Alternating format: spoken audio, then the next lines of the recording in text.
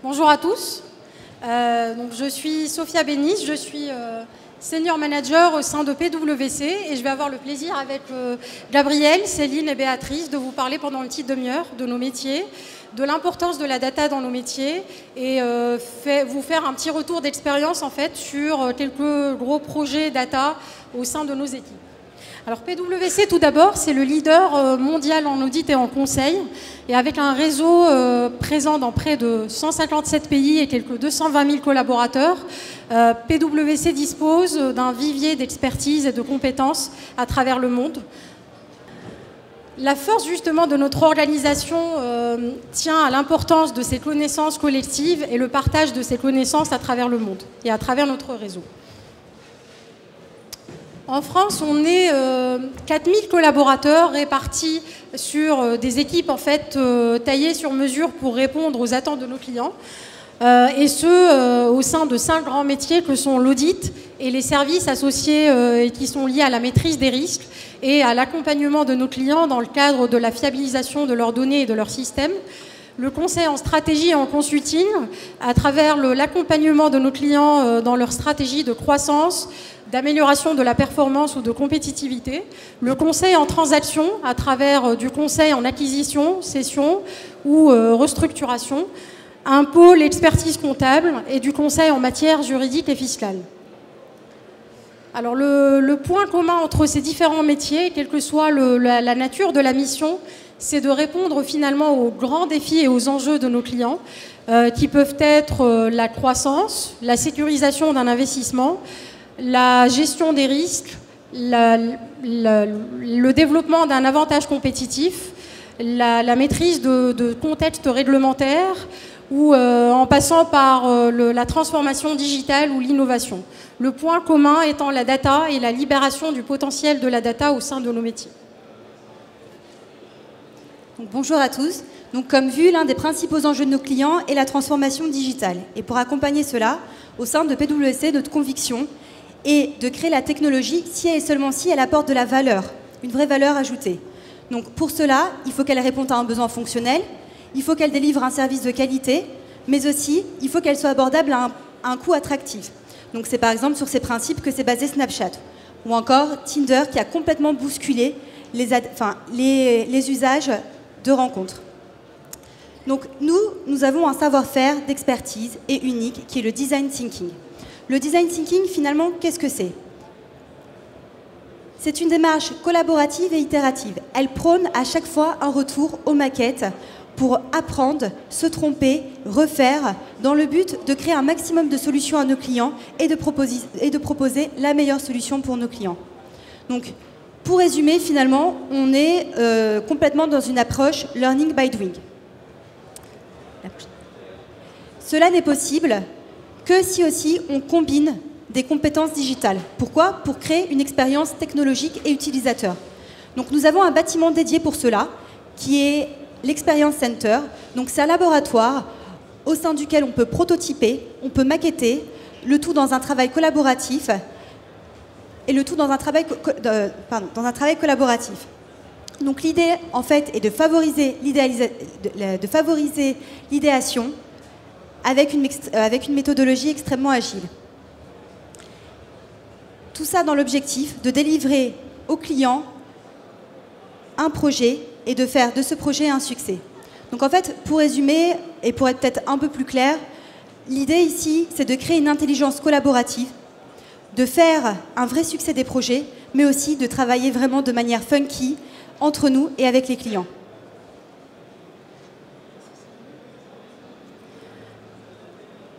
Alors, au sein de Transactions, du pôle Transactions, où j'ai eu l'opportunité d'évoluer depuis près de 10 ans, au sein d'une équipe de 300 personnes, nous fournissons à nos clients du conseil global en acquisition et cession. Alors, cela passe par du corporate finance, à travers du conseil en acquisition, cession, levée de fonds, ou financement ou refinancement.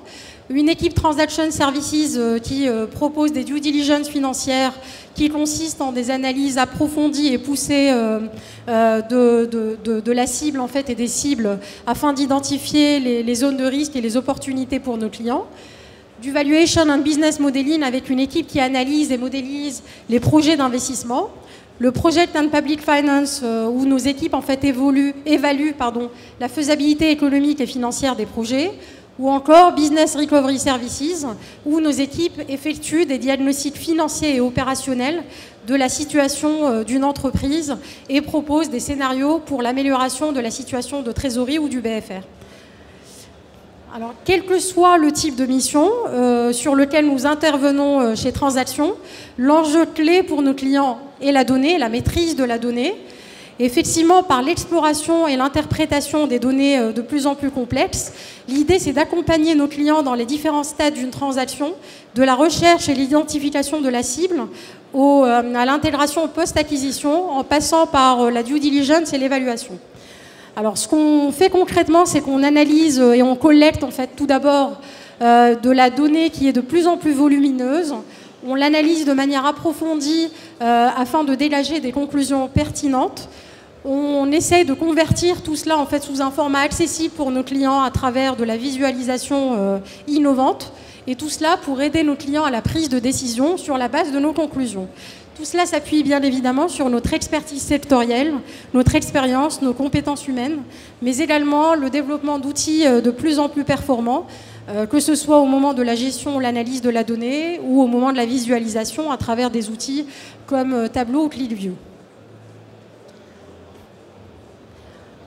Effectivement, nos clients cherchent à fonder en fait leurs décisions et à forger leurs décisions sur la base d'une connaissance approfondie de données financières ou non financières, mise en perspective de données d'acteurs en fait opérant dans des secteurs similaires et en analysant l'évolution des marchés sous-jacents.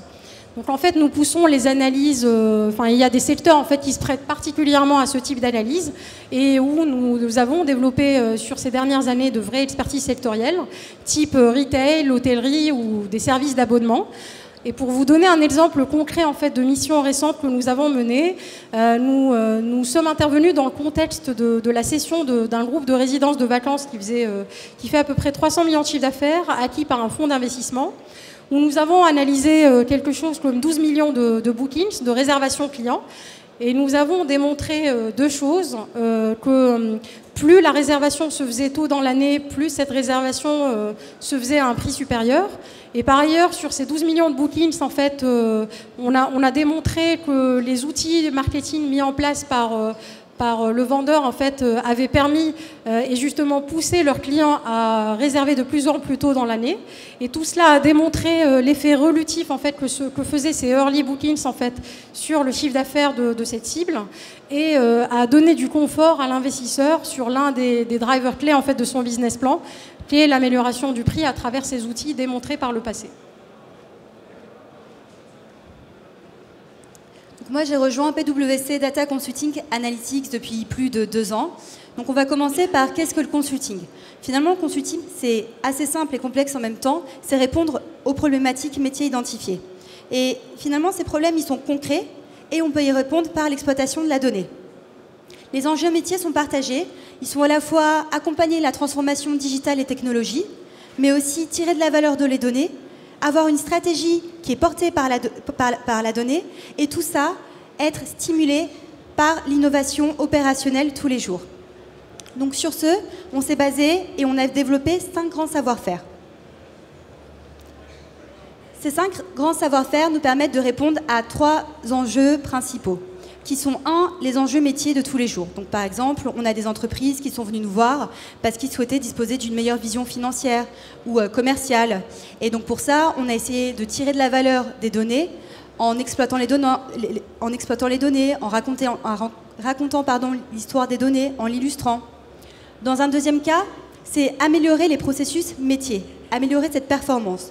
Donc comment? Grâce à une méthodologie que nous avons mis en place, qui est la méthodologie DIR. Donc 1, découvrir les données, 2, l'explorer, 3, l'analyser, enfin, faire des recommandations en fonction de ces données. Pourquoi? Pour mettre en exergue des actions métiers concrètes et clés, permettant de tirer de la valeur business assez rapidement.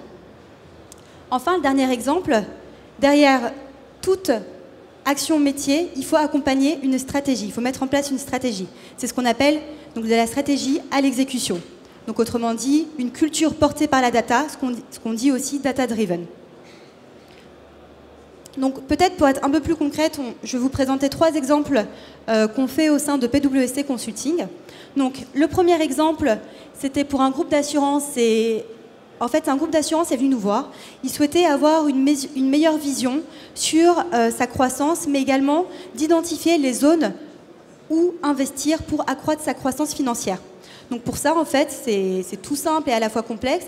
On a pris toutes ces données, donc internes, externes. Donc interne, ça va être son plan d'investissement, les produits de catalogue, les données clients, qu'on a croisées avec des données externes pour comprendre les tendances du marché.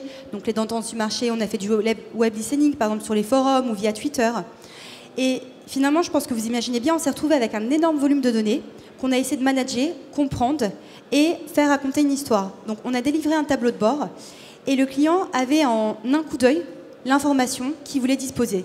Il savait, il arrivait à comprendre où directement investir et directement engendrer des actions métiers. Dans le deuxième cas, c'est un contexte complètement différent. On est dans le contexte de l'aéronautique. Donc, comme vous pouvez l'imaginer, en fait, c'est un contexte qui est en extrême croissance. Et aujourd'hui, c'est assez compliqué, c'est long et coûteux de construire un avion. Par exemple, long, ça prend 10 à 15 ans. Un client est venu nous voir parce qu'il était en charge du pilotage de la conception du programme aéronautique et il souhaitait avoir une vision de bout en bout de toute la chaîne logistique. Donc pour ça, on lui a délivré un tableau de bord lui permettant de mieux gérer les risques, donc que ce soit des risques de qualité, des risques d'approvisionnement ou des risques de fournisseurs, et de pouvoir directement mettre en place les actions correctives via ces risques identifiés.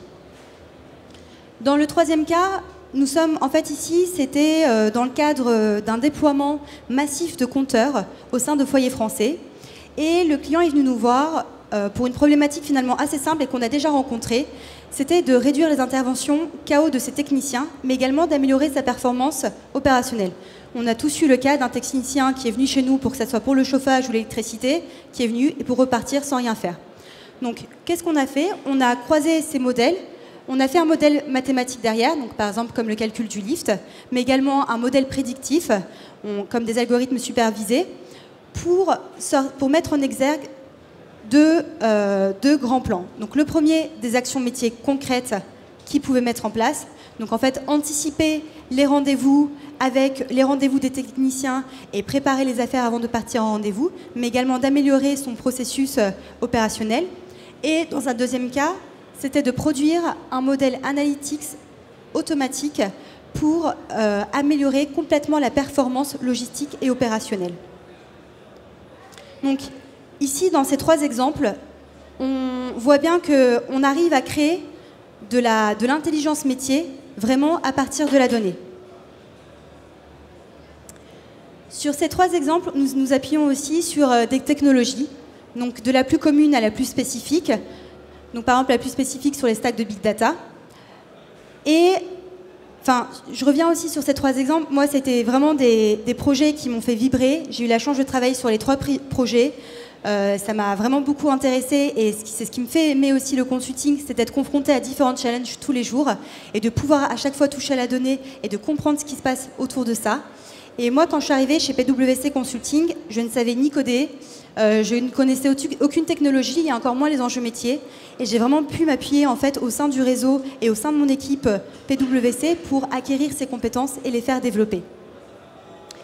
J'espère que cette présentation vous a plu et si oui, et j'espère bien que oui, vous viendrez nous voir au forum, au stand PwC, où on pourra plus vous en parler et vous embarquer avec nous dans cette magnifique aventure. Merci. Bonjour, pas fini. Bonjour à tous, Gabrielle Terré. J'ai rejoint PwC il y a 2 ans et j'interviens au sein d'une équipe composée d'actuaires et d'ingénieurs financiers sur des problématiques de modélisation pour les clients bancaires et du monde de l'assurance.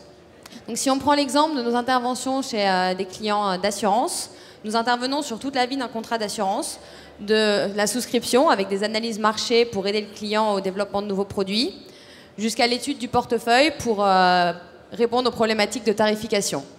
Nous intervenons aussi sur des problématiques marketing par le biais de l'optimisation des réseaux de distribution pour la vente des contrats. Et enfin, jusqu'à la fin du contrat, donc l'indemnisation avec les préventions et lutte contre la fraude, jusqu'à la prévention de la modélisation de la sinistralité future et de l'indemnisation du client. Pour ce faire, nous utilisons diverses méthodes statistiques qui vont à des fins de prédiction ou alors d'explication du portefeuille. Et nous avons à disposition les différents outils que vous devez a priori connaître. Donc, nous avons choisi d'illustrer nos travaux par l'exemple de 2 missions. Donc, la première mission émane d'un assureur français qui nous a demandé de faire une refonte de la tarification de son portefeuille auto pour optimiser sa rentabilité. Donc, dans un premier temps, nous avons analysé le portefeuille du client et nous avons segmenté ce portefeuille en profil de risque et en profil de rentabilité, donc 10 classes de clients, 10 classes de rentabilité. À partir de ces classes, nous avons effectué une refonte du tarif en jouant sur les rabais commerciaux accordés par l'assureur afin d'optimiser la rentabilité. Et nous avons mis en place un outil à disposition du client qui lui permet de faire un suivi au fil de l'eau de son risque et de prévenir d'une éventuelle dérive de l'antisélection dans son portefeuille. La deuxième mission que nous avons choisi de vous présenter est une mission de détection de fraude dans l'assurance où un assureur français nous a demandé, à partir d'une étude de son portefeuille, de mettre en place un algorithme de détection de la fraude. Ça veut dire que lorsque la survenance d'un sinistre, il aurait une approximation du risque de fraude dans ce sinistre. Donc, à partir des cas de fraude détectés par l'assureur, nous avons classé les assurés en type de fraudeur et les sinistres en type de fraude. Et nous avons développé un algorithme statistique non supervisé qui nous a permis, à la survenance de chaque sinistre, de pouvoir avoir un taux de fraude potentiel. Et donc, nous avons mis cet outil à disposition du client.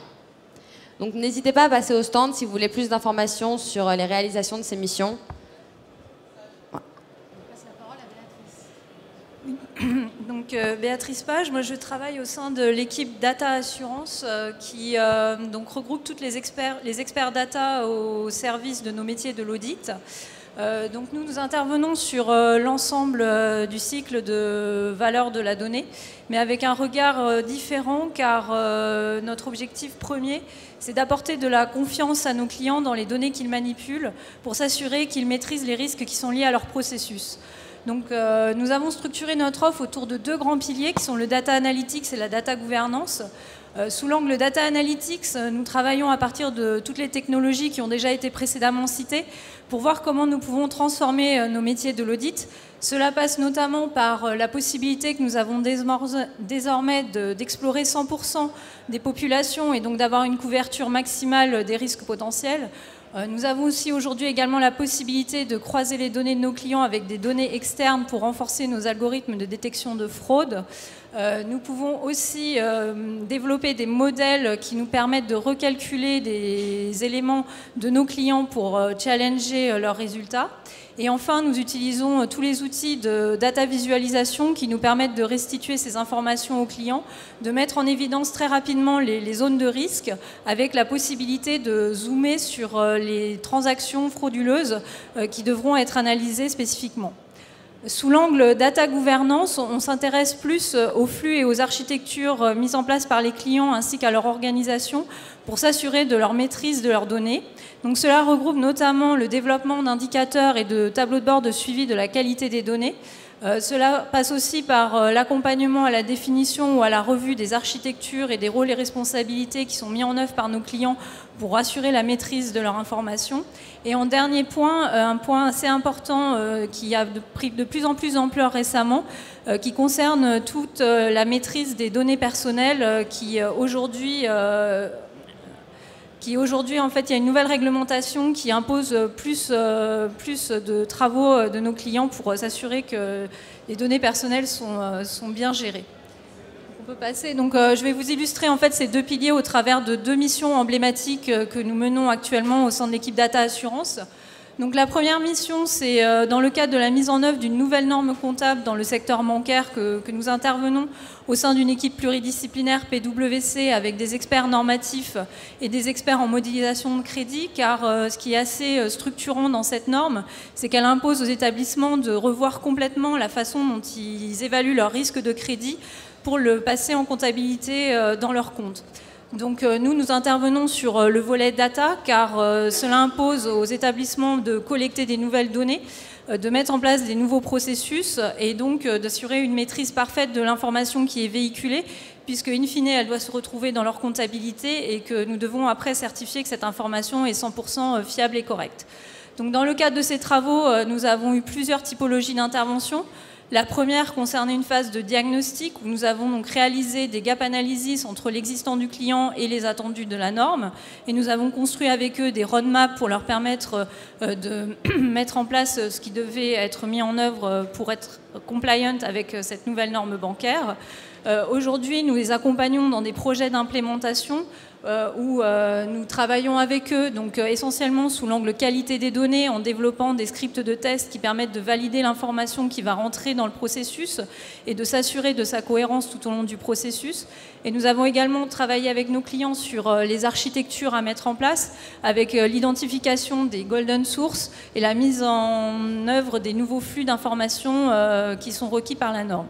Donc, on vous présente sur le slide en fait un exemple de tableau de bord que nous avons produit pour donc une vision consolidée qui permet aux clients de voir très rapidement où sont ces zones de non-qualité de données, et une vision beaucoup plus détaillée où là, sur un périmètre réduit, on pourra réaliser une analyse détaillée donnée par donnée pour mesurer donc les grands indicateurs de qualité de données qui sont l'existence, le format et la cohérence. Ouais, c'est bon. Du coup,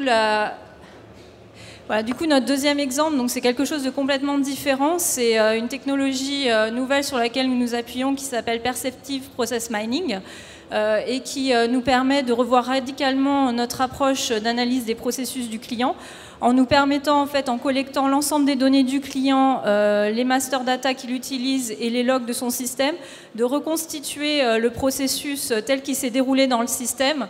Donc vous voyez une illustration sur le slide du process qui est reconstruit par l'outil, avec sur le côté le processus tel qu'il était attendu. Donc là, on peut voir tout de suite visuellement qu'il y a des transactions qui ne suivent pas le processus attendu. Donc pour nous, ça nous permet notamment de voir s'il y a des comportements anormaux. Ce qui est intéressant aussi, c'est comme on peut rejouer vraiment ce qui s'est passé sur une année complète, on a tout de suite la visibilité du montant et du nombre de transactions potentiellement frauduleuses. Donc là, c'est le zoom qu'on vous présente, où là, typiquement, donc, on est sur une analyse du processus achat procure-to-pay, et on voit qu'il y a un certain nombre de transactions, donc d'items de commande qui ont été rajoutés post-validation de la commande. Donc pour nous, dans le cadre de nos tests, c'est un cas potentiel de fraude, puisque ça veut dire que les plafonds de validation des commandes d'achat potentiellement n'ont pas été respectés. Donc là, ça nous permet vraiment de mettre en évidence ce qui se passe dans le système du client et très rapidement donc, de pouvoir voir avec lui et d'analyser dans le détail les transactions qui sont risquées. Ça peut permettre aussi de voir des points de contention sur le processus ou une mauvaise répartition des charges entre les différents intervenants sur le processus. Voilà un peu... Donc, en conclusion, pour la data chez PwC, vous l'aurez compris, elle est vraiment aujourd'hui au cœur de nos différents métiers. C'est un enjeu stratégique pour nous et nous avons aujourd'hui une très forte croissance sur tous les métiers que nous venons de vous présenter et donc forcément de gros besoins aussi en termes de recrutement. Ce qui est intéressant là, ce qu'on vous présente sur ce visuel, c'est que nous avons lancé en France un Data and Analytics Lab qui nous permet, avec un espace innovant, d'avoir vraiment une démarche collaborative avec nos clients et de pouvoir construire avec eux à partir de leurs données et nous de notre connaissance aussi sectorielle importante, de leur apporter de la valeur sur ce qui peut se passer sur leur secteur d'activité. Et donc les accompagner dans la définition de nouvelles solutions, d'une meilleure exploitation de leurs données. Voilà, en conclusion, ça a déjà été dit, mais vous pouvez passer nous voir sur le stand PwC si vous avez des questions ou si vous voulez approfondir ce que nous venons de vous présenter. Voilà, merci pour votre attention.